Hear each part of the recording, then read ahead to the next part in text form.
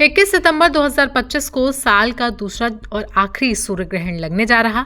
इससे पहले 7 सितंबर को साल का दूसरा और आखिरी चंद्र ग्रहण पड़ा था। अब सिर्फ 15 दिन के अंदर 2 ग्रहण लग चुके हैं, जिसे लेकर कई सारे बड़े ज्योतिषाचार्य चिंता जता रहे हैं।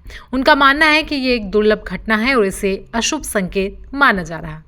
कब और कहां दिखाई देगा सूर्य ग्रहण?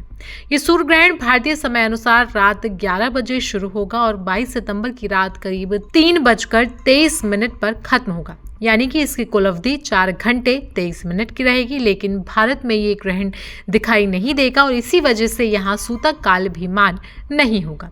ये ग्रहण मुख्य रूप से दक्षिणी प्रशांत सागर, न्यूजीलैंड, ऑस्ट्रेलिया और अंटार्कटिका के कुछ हिस्सों में दिखाई देगा।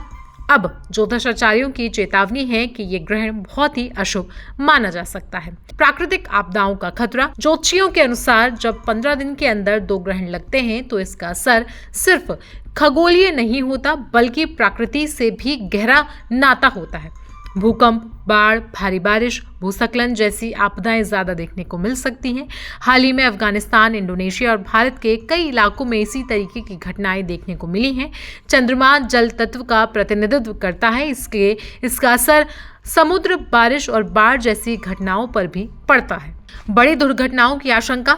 ऐसा माना जाता है कि इस तरह के ग्रहण बड़ी दुर्घटनाओं का संकेत होते हैं। कुछ दिन पहले ही अहमदाबाद में एक विमान हादसा हुआ था, जिसमें कई लोगों की जान चली गई थी। ऐसे में यह आशंका जताई जा रही है कि शायद इस बार फिर से कोई बड़ी घटना होने वाली है। देश दुनिया में तनाव और युद्ध की स्थिति। ग्रहणों का असर सिर्फ प्रकृति पर नहीं होता है, बल्कि सामाजिक और राजनीतिक माहौल पर भी दिखाई देता है। हाल ही में कश्मीर के पहलगाम में आतंकी हमला हुआ, जिसमें कई लोगों की जान चली गई। इसके बाद भारत और पाकिस्तान के बीच तनाव बढ़ गया और भारत ने जवाबी कार्रवाई में ऑपरेशन सिंदूर भी चलाया। अगला पॉइंट है आर्थिक असर। ऐसा भी देखा गया है कि ग्रहणों का प्रभाव अर्थव्यवस्था पर भी पड़ता है। हाल ही में शेयर बाजार में भारी उतार चढ़ाव देखा गया। कुछ देशों के बीच आर्थिक नीतियों को लेकर भी टकराव बढ़ सकता है। अब ऐसे में ये सवाल आता है कि इस दौरान आप क्या कुछ करें। हालांकि ये सूर्य ग्रहण भारत में तो दिखाई नहीं देगा और सूतक काल भी यहाँ लागू नहीं होगा, लेकिन फिर भी हमें सतर्क रहने की जरूरत है।